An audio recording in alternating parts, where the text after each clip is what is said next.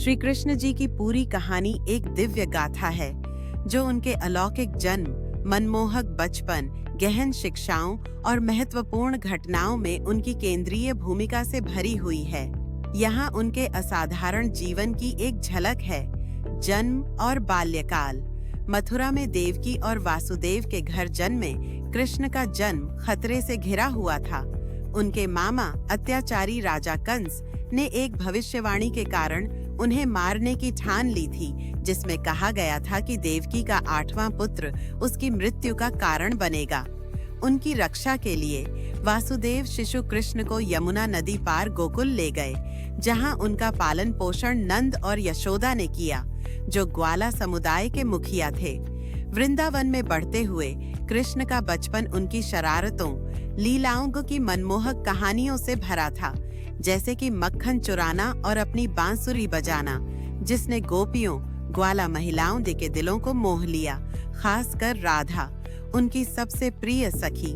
ये कहानियां दिव्य चंचलता और आत्मा और परमात्मा के बीच गहरे प्रेम का प्रतीक हैं। युवावस्था और मथुरा वापसी।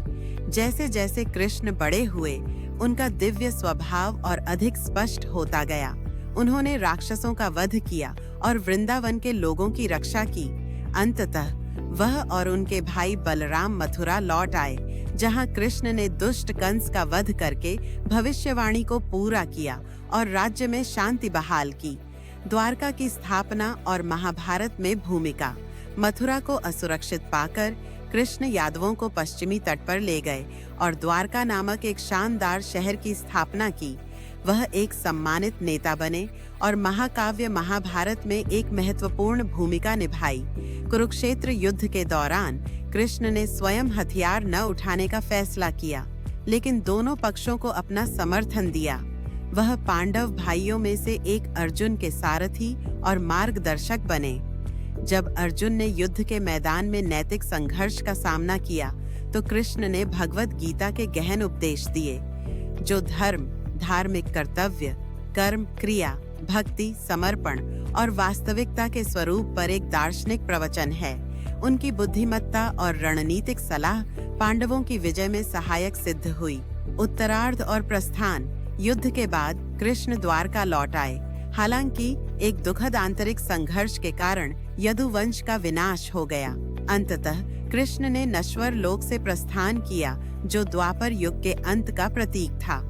शिक्षाएं और महत्व। भगवान कृष्ण की शिक्षाएं, विशेष रूप से भगवद गीता में, दुनिया भर के लाखों लोगों को प्रेरित करती हैं। वे एक सार्थक जीवन जीने के बारे में गहन अंतर्दृष्टि प्रदान करते हैं, जिसमें निम्नलिखित पर जोर दिया गया है। धर्म, निष्ठा के साथ अपने धार्मिक कर्तव्य का पालन करना। कर्म योग, परिणामों से अनासक्त होकर निस्वार्थ कर्म करना। भक्ति योग, परमात्मा के प्रति समर्पण और प्रेम विकसित करना। ज्ञान योग, वास्तविकता के सच्चे स्वरूप को समझने के लिए ज्ञान और बुद्धि प्राप्त करना। जीवन की क्षणभंगुरता, यह पहचानना कि सुख और दुख दोनों अस्थायी हैं। आत्मा की शाश्वत प्रकृति, यह समझना कि आत्मा अविनाशी है और दिव्य का हिस्सा है। श्री कृष्ण को भगवान विष्णु का 8वां अवतार माना जाता है, जो प्रेम, ज्ञान और दिव्य चंचलता का प्रतीक है। उनकी जीवन कहानी एक शाश्वत महाकाव्य है, जो मानवता का मार्गदर्शन और प्रेरणा